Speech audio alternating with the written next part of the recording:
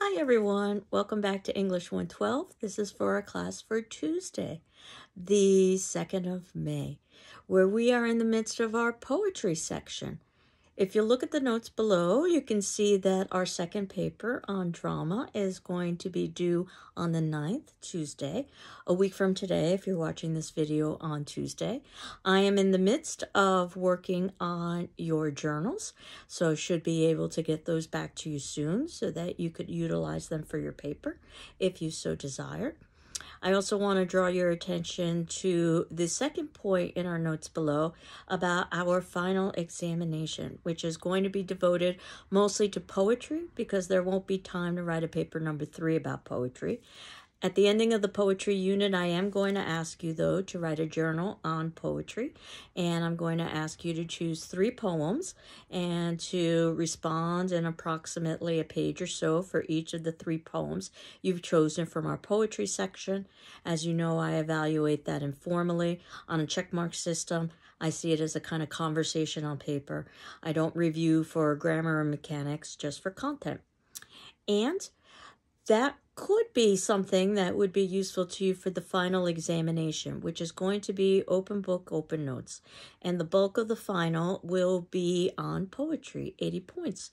What I'm going to be doing is selecting a handful of the poems that we've covered in class and ask you to select 2 and to analyze them or explicate them, because we've been talking about very specific and very targeted analysis when it comes to poetry because it's so dense and compact, those 2 poems. And if it turns out that you happen to choose one of those poems for your journals, you can certainly use your journal reflections and my responses as well. And since it is open book, open notes, you can use our class notes as well. That would be 80 points. Then there will be a 10-point section where I will give you a couple of options on short story and ask you to respond briefly to one. And the same will occur with drama, where I'll give you a couple of options, ask you to respond briefly to one. And that would be 100 points for the final examination, which is going to be posted on the 17th, which is Wednesday at 3:30. This is when we would have had the examination if we were meeting face-to-face. And if we were meeting face-to-face, you'd have 2 hours to finish that exam. I'm going to give you 24 hours to finish that exam because we're meeting online. So I will post it on Wednesday at 3:30. And the idea is that you have it returned to me 24 hours later. That would be on the 18th Wednesday, also 3:30 p.m. So as you know, always, via PDF, via my email, Ruiz, R-U-I-Z, @gcc.mass.edu. And in terms of writing about poetry, our textbook gives us some suggestions. The good news is that many of the suggestions are very similar to what we have been discussing all semester long in terms of writing about literature. So we can transfer many of the skills that we've talked about over the course of the semester for writing about poetry. And if we did have additional time, as I had indicated, we would have had a 3rd paper where we would be analyzing one of the poems in depth. And in fact, they even give you some examples in our textbook about how you can do a student sample paper in regards to poetry. One of them is in relation to the poem Catch by Robert Francis. If you'll remember that was a poem that we had discussed previously, just to give you an idea of how one could go about analyzing poetry from an academic perspective, so that ultimately what you've got probably is an analysis that's much longer than the actual poem itself, which shows the depth and the complexity that exists within the poem. So in terms of thinking about writing about poetry, some suggestions are thinking about who's the speaker. Is it possible to determine the speaker's age or sex or sensibilities or level of awareness or values? Is the speaker addressing anybody in particular? How did you respond to the speaker, favorably or negatively, and why? Is there a specific setting of time and place? And there may or may not be in the poem. Does reading the poem out loud help you understand it? As I had suggested, you do want to read these poems out loud so you can hear their musicality. Does a paraphrase reveal the basic purpose of the poem? As I had indicated, I suggest that you try to paraphrase it, put in your own words and sentences first to try to understand the poem. Is the theme presented directly or indirectly, that kind of universal truth or universal truths that you might find in a reading? How does the diction or the use of language reveal the meaning? Are there figures of speech used? Are there objects or persons or places, events or actions that have symbolic meanings or even allegorical meanings? Again, if you think about how we've done this with both short story and with drama, you'll see that there's a lot of overlap. Is there irony used, and if so, how? What's the tone of the poem? Is that tone consistent? What sounds are repeated in the poem? Do you see things like rhyme or alliteration, and if so, why? Do the lines have a regular meter or beat or rhythm to them? Does the poem's form, its overall structure, follow an established pattern? Is the language of the poem intense and concentrated? And I can pretty much guarantee that, yes, it will be. Did you enjoy the poem? And of course, you don't necessarily have to enjoy the poem. I've always said that there are 3 lists that each student should have by the ending of the semester. The literature that they really enjoyed, and I encourage you to read more of that. The literature that they didn't enjoy.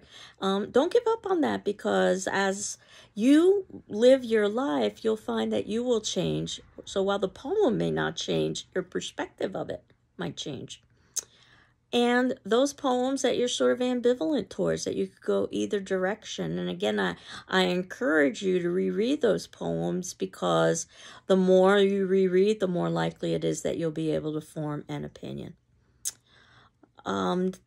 Is there a particular critical approach? We've talked about things like biographical approaches and historical approaches and psychological approaches, though I caution you, rather than trying to embrace one particular approach and read all literature from that perspective. Instead, read the literature first and see what the literature suggests to you. How do your own experiences, values, beliefs, assumptions inform your interpretation of the poem? What evidence from the poem are you using? So just like in short story and just like in drama, you need to find specific elements within the poem itself in order to support your position. And given that there are a variety of ways to interpret a poem, which one seems the most useful to you and why? So I'd selected 2 poems for us to talk about today. I needed to start at a particular point, and this is not to say that poetry began with Shakespeare. Certainly poetry existed before Shakespeare. But I thought that since Shakespeare is so important in the literary canon, those works and authors that are considered by scholars and critics worthy of study, that it would make sense to start with Shakespeare and talk a little bit about his poetry writing. Shakespeare's probably best known for writing dramas, but the drama houses, as was discussed in the section about Shakespeare, were oftentimes closed, sometimes for weeks or months at a time because of plague. And scholars believe this is the time where Shakespeare mostly wrote his poetry or his sonnets. And as we know, Shakespeare incorporated poetry within his dramas to help forward the plot. And those poems or those poetic structures within the dramas oftentimes had particular elements associated with them that would help to support the theme. But Shakespeare also wrote individual poems, which was kind of unusual for the time, because people usually wrote something called sonnet cycles, where all of the poems together would tell a kind of story, as opposed to these individual poems. And Shakespeare wrote over 100 of them, so there are quite a few of them. And they're divided up basically into 2 groups, the early group and the later group. Not too exciting, I suppose, or unusual to think of it in that perspective. And it's thought that the early group of poems are written to a young man, perhaps the Earl of Southampton or Shakespeare's patron or someone that he wanted to flatter.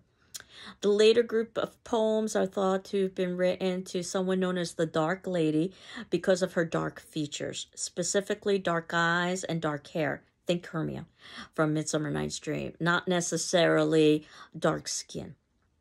And there's been lots of conjecture as to what kind of relationship Shakespeare might have had with this dark lady. Was it an infatuation? Was it an active affair? Just like there's lots of speculation about the sorts of relationships that Shakespeare might have had with that young man that it seems the early sets of sonnets were written to. Is it purely platonic, or could there be some sort of homoerotic element associated with it? Usually, the way that the early set of sonnets are written is that they are platonic and they are written more as a form of flattery. The difficulty with the sonnets is very similar with the difficulty that we have with Shakespearean dramas, in that we don't have a lot of information about them. We don't necessarily have specific dates about them. The sonnets don't even have titles, so we refer to the sonnets by their first line, or we refer to the sonnet by its number, because scholars have tried to put them into some sort of an organized numbers scheme. And again, that's how we can divide the earlier set of sonnets and the later set of sonnets. And you'll see that some of the sonnets, they're very specifically written to a person. You can tell that. Other of the sonnets are so general that they could be applicable to a lot of different people, which I think was quite clever of Shakespeare, to make some of the poetry so general that it would apply to a lot of different situations. And if you remember, when we were reading A Sorrowful Woman, she was contemplating writing a sonnet. And I had talked about that a sonnet, and there are different kinds of sonnets, but usually when we say sonnet, we mean a Shakespearean sonnet or a Renaissance sonnet. A sonnet is a very strict and stylized form of poetry. So there are many rules that you need to follow in order to write a sonnet. And you can see this in the notes below under the 4th section. You'll see also that I have included links to these poems when I've been able to find them online. Unfortunately, I can't find links to some of the textbook material because of copyright issues. But certainly, as you know, the textbook is on reserve at the GCC library if it turns out that you don't have your own copy. But that strict structure meant that it needed to be a particular length, 14 lines long. And it needed to have a particular rhyme scheme or rhyme pattern. And that means, again, we look at the last word of each line and we use letters of the alphabet to indicate new rhymes. And the rhyme scheme or the rhyme pattern would be A, B, A, B, C, D, C, D, E, F, E, F, G, G. So the last 2 lines would rhyme together. That's known as a couplet, when 2 lines rhyme together, because it's like a couple or 2. There also was a particular rhythm or beat that sounded like a heartbeat. Dun-dum, dun-dum, dun-dum, dum-dum, stressed and unstressed. And the idea is that one of the reasons why Shakespeare's poetry might be so appealing to the ear is because it probably mimics one of the first songs that we would have, or sounds that we would have heard, that would have been our mother's heartbeats when we were in the womb. Also, we've got 10-syllable lines. So when you put all of that together, as well as the idea that the subject of the poem had to be lofty, it had to be something that was considered to be appropriate for a poem. You just couldn't write about ordinary or mundane things. Then you can see how difficult it would be to write a sonnet, let alone to write 154 sonnets. And a common theme in Shakespeare's sonnets are the fact that these sonnets can not only commemorate an individual, but they can also commemorate the artist and the artist's ability. We know that Shakespeare was first and foremost a business person. And as I indicated, reading out loud can be very useful. So I'm going to read the sonnet, Shall I Compare Thee to a Summer's Day? We think it was written around 1609. And I can tell you it perhaps is one of the most misunderstood poems in the English language. So you may be familiar with this poem, but I want to talk about, after I've read it, how and why it's misunderstood. So, by William Shakespeare, Shall I compare thee to a summer's day? Shall I compare thee to a summer's day? Thou art more lovely and more temperate. Rough winds do shake the darling buds of May, and summer's lease hath all too short a date. Sometime too hot the eye of heaven shines, and often is his gold complexion dimmed. And every fair from fair sometime declines. by chance or nature's changing course, untrimmed. But thy eternal summer shall not fade, nor lose possession of that fair thou owest, nor shall death brag thou wanderest in his shade, when in eternal lines to time thou growest. So long as men can breathe, their eyes can see, so long lives this, and this gives life to thee. And you can see this is a 14-line poem. You can see the rhyme scheme, that day rhymes with May, temperate rhymes with date, shines rhymes with declines, dimmed rhymes with untrimmed, fade rhymes with shade, owest rhymes with growest, and see and thee rhyme together. So that satisfies the requirements for the rhyme scheme. We also have a 10-syllable line. Shall I compare thee to a summer's day? 10 syllables, and you'll see that line after line with the thumb, the thumb, the thumb, the thumb. So, in terms of thinking about analyzing or explicating this poem, we could try a paraphrase. And again, probably if this is the first time you've heard this poem, you are not going to be able to gather what the poem is about. So you probably have to do multiple rereadings. But the poem begins with the question, shall I, so this is about the poet, compare thee means you, during Renaissance language, to a summer's day? And we think about all of the positive associations, both with daytime and also with summer. And you put both of them together. This is supposed to represent the epitome of perfection. You know, we talked about the idea of summer being representational for youth and blooming, and the same with the daytime. And thou, which means you, art more lovely and more temperate. So the poet is saying that you are more beautiful than a summer's day. Not only are you more lovely, but you're more temperate, you're more predictable. And then the rest of the poem basically begins to detail all of the elements that are negatives associated with the summer's day. Rough winds do shake the darling buds of May. So it can be windy in May, kind of appropriate that the date that I am filming this is May 1st, or the night of May 1st. So we're right at the beginning of May. And summer's lease hath all too short a date. How often we complain that summer goes by too quickly. The idea of lease is something that is not owned. It's something that's temporary. And it's something that has an end point and something that doesn't belong to us. Sometime too hot the eye of heaven shines. In other words, sometimes the sun is too hot. And you might wonder, well, why didn't he just say that? But keep in mind that you need to have all of the components of a sonnet. So you need to have the 10-syllable line, and you need to have the rhyme as well. Sometime too hot the eye of heaven shines, and often as his glow's complexion dimmed. Long literary tradition of referring to the sun as a he, the moon as a she. And the idea that as hot as the sun can be in the summer, oftentimes it can be cloudy as well, or overcast, and we don't get the sun. And every fair from fair sometime declines. And in this instance, fair doesn't necessarily mean justice, it means beauty. So if you're familiar with the fairy tales, Mirror, Mirror on the Wall, who's the fairest one of all, then you understand how fair is being used in this context. And every fair from fair, or every beauty, sometimes declines. All beauty declines. By chance or nature's changing course untrimmed. Beauty declines either because of chance or an accident, or nature's changing course untrimmed. Old age, aging will take away beauty. But thy, or meaning your, eternal summer shall not fade. So the author is saying that this person has a summer that lasts forever, even though we've established that summer can't last forever. Nor lose possession of that fair thou owest. And in your textbook, I believe you've got the definition of owest, which at that time would mean possessed. Nor shall death brag thou wanderest in his shade. And there's a long literary tradition referring to death and the grim reaper as a he. When in eternal lines to time thou growest. In other words, death is not going to be able to ravage you. And in fact, you are going to be able to continue through eternity.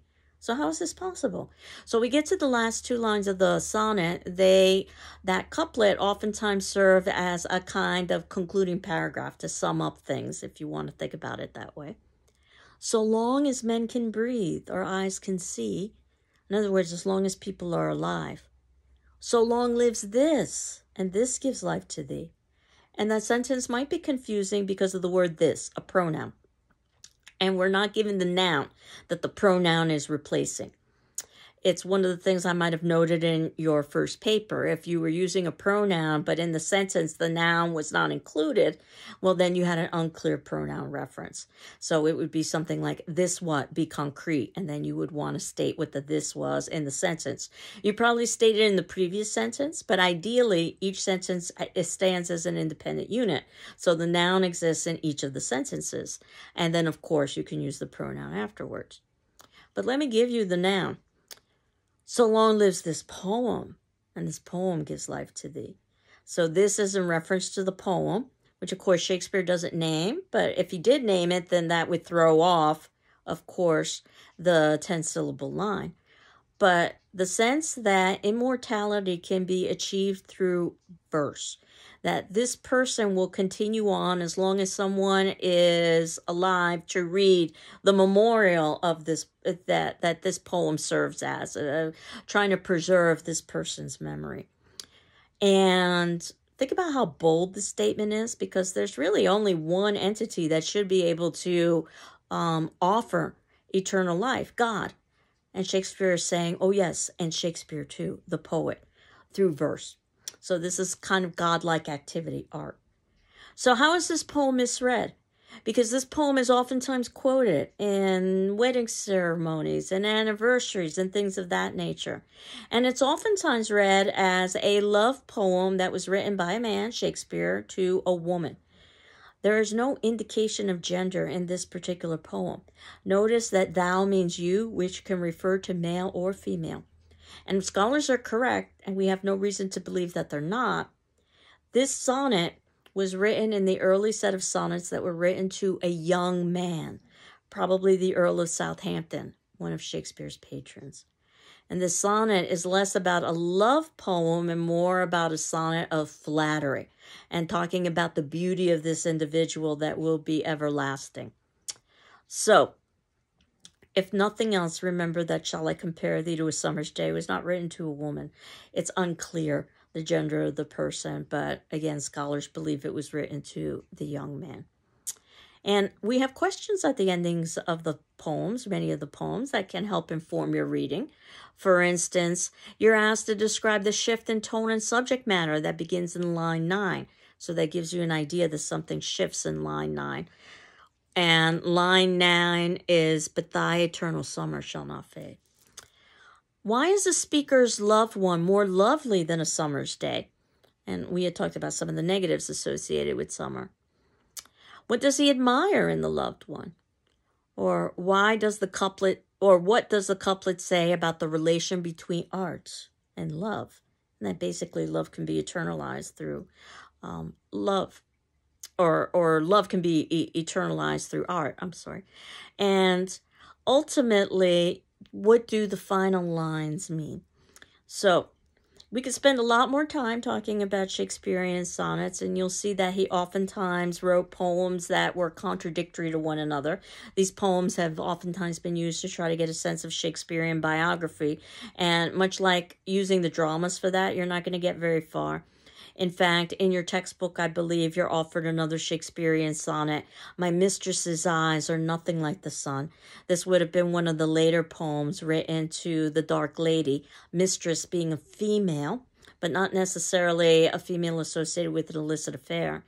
And My Mistress's Eyes Are Nothing Like the Sun is in direct contrast to the poem that I had assigned for class, Shall I Compare Thee to a Summer's Day? Rather than having a poem that's overly romantic and filled with hyperbole or extreme exaggeration, what we have with My Mistress's Eyes Are Nothing Like the Sun is that the subject of this poem is not the epitome of perfection, because there is no such thing as perfection. But the poet loves this person anyway, perhaps because of it. Very similar to some of what we were talking about when we were talking about some of the earlier poems as examples, where we were talking about, for instance, The Wonderful Magic of Love, which was very trite, as opposed to love poem. And that was a poem that seemed to critique the subject of the poem. She's quite clumsy, but her grace was with people. So moving on to a second sonnet, I wanted to talk about the idea that there were other kinds of writing styles during the same time period, or at least close to the same time period as Shakespeare. That brings us to Andrew Marvell, which was the second poem that I had assigned, and that's in 1681. And he wrote in a style of poetry called metaphysical poetry. This is a poetry that was known for using extreme language and extreme imagery. It was known for pushing boundaries. It was known for exaggeration. And it was kind of tongue-in-cheek. You weren't necessarily supposed to take it literally.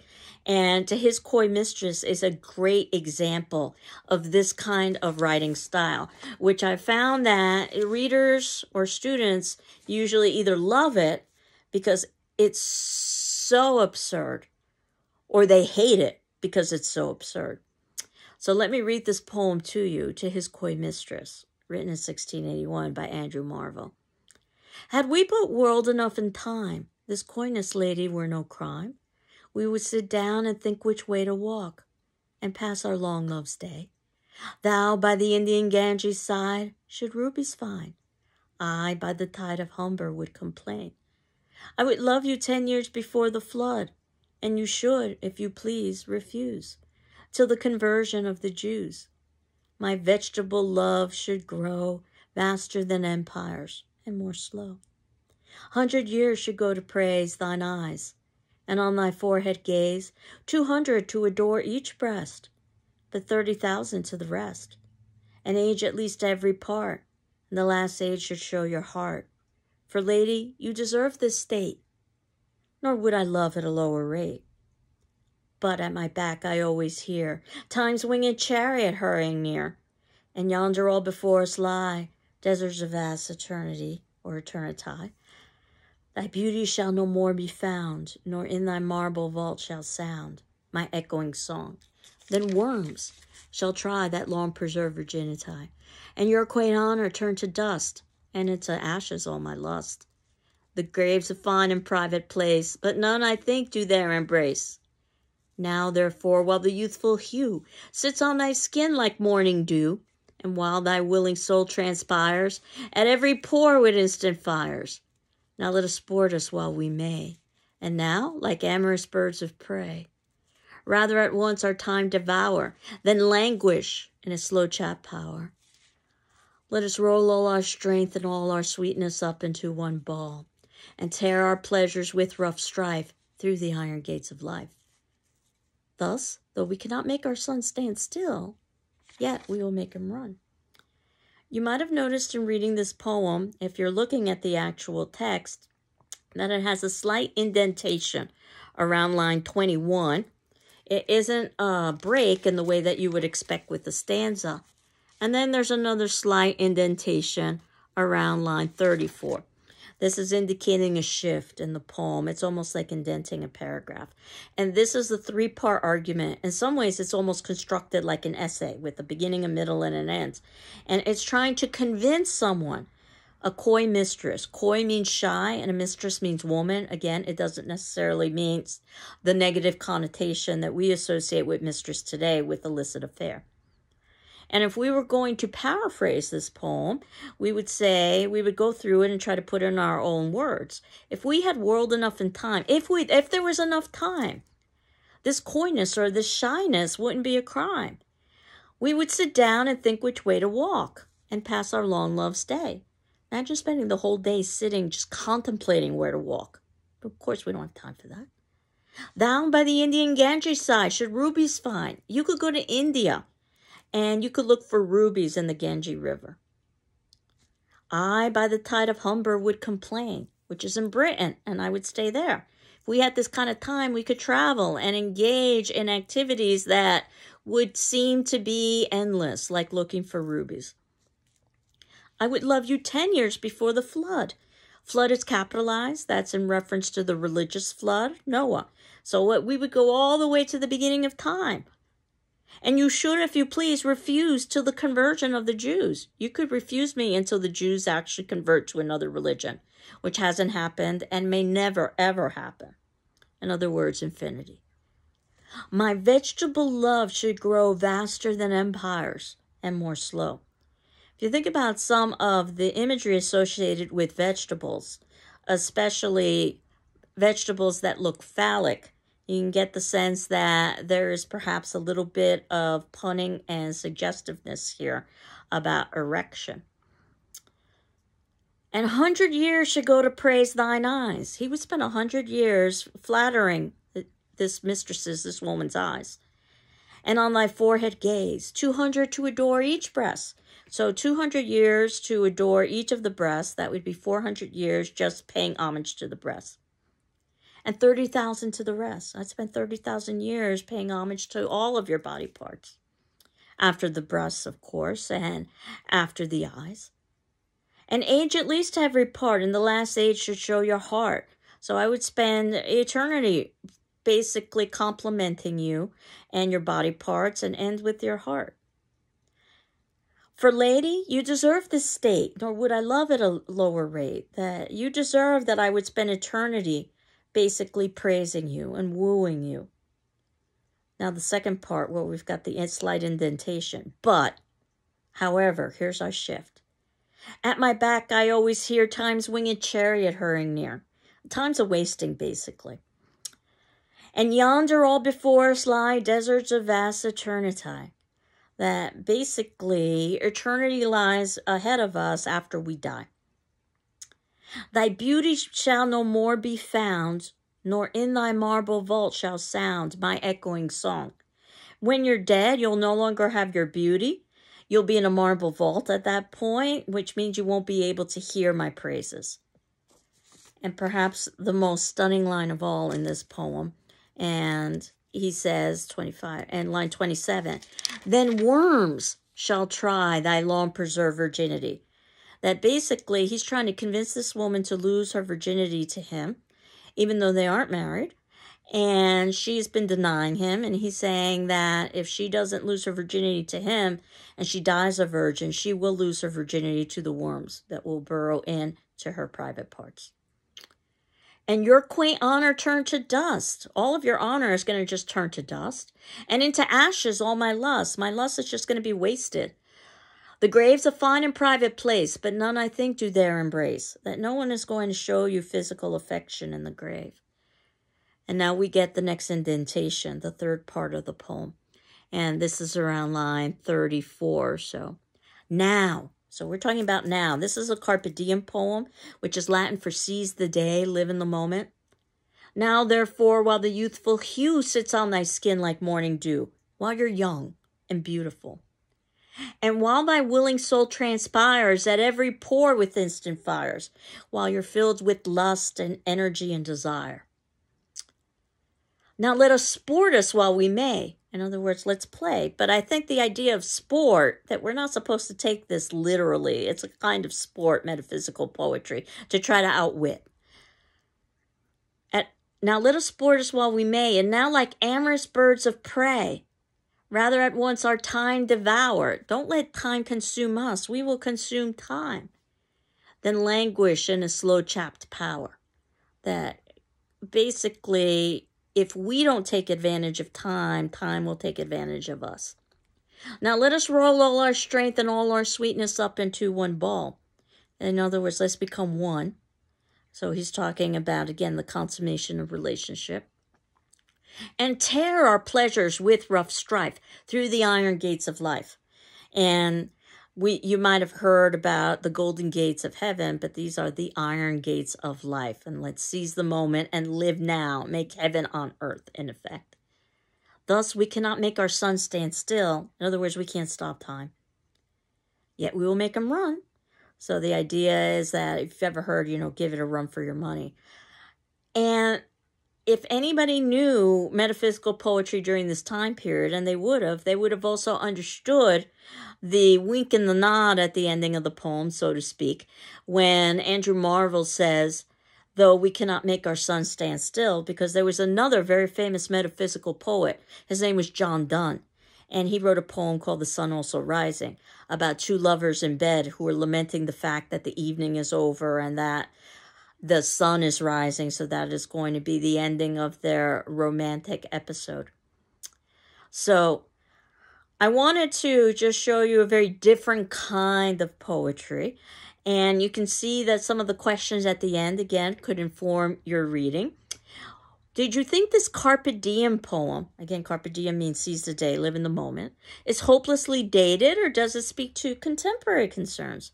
Because I would argue that from a contemporary perspective, this might perhaps be a very common argument, especially amongst adolescents, where females are trying to be convinced to lose their virginity. Number two, this poem is divided into a three-part argument. Summarize each section, which is what we were just doing. What is the speaker's tone in the first 20 lines? How would he spend his time adoring his mistress? And is he sincere? Of course, the exaggeration is so extreme. There's so much hyperbole. 200 years for each breast. He can't really be literally sincere.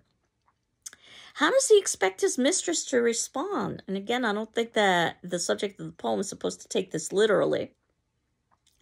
How does the speaker's tone change with line 21? The shift that we don't have time. What is his view of time in lines 21 through 32? It's kind of like the enemy. It consumes you if you don't consume it. What does this description do to the lush and leisurely sense of time in lines 1 through 20? I don't know if you noticed, but that the language actually speeds up. It's faster reading as we continue on with the poem to sort of mimic the passing of time. And it talks about that this poem is sometimes read as a vigorous but simple celebration of the flesh. And is there more to the theme than that? It's about the idea of losing virginity, but it's also about living in the moment and taking advantage of earthly pleasure while one can.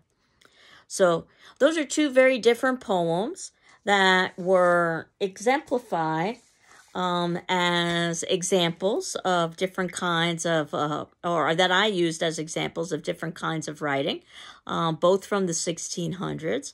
I tend to be a fan of the 1600s, so in our next class, we'll talk about yet one more poem from the 1600s, the author to her book, that's very different from these three. And then we'll move on to a poem called The Sick Rose. It's indicated as handout. As you know, some of these poems are not included in our textbook, but I have provided links for them, and I will also provide links for all of the poems as they become applicable in the semester. We'll talk a little bit about the 1800s with Emily Dickinson, and then we'll shift a little bit to some poetry not written in Britain, but the United States, though, of course, Emily Dickinson is American, but she begins to show some of the shift that we will see, not just in terms of locale, but also time period. As we enter into the 1900s and the 2000s, we'll see that the poetry is quite different than what we would see in the 1600s, the 1700s, or the 1800s.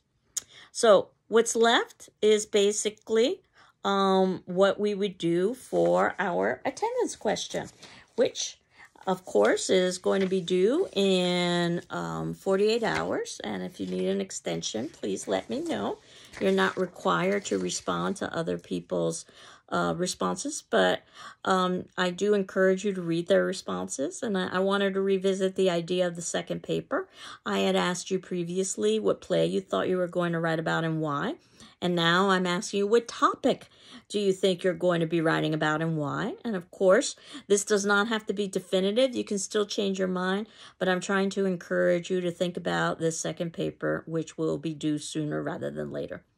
So I hope you're doing well. I'm doing well, and we will continue on with poetry next class. Take care. Bye-bye.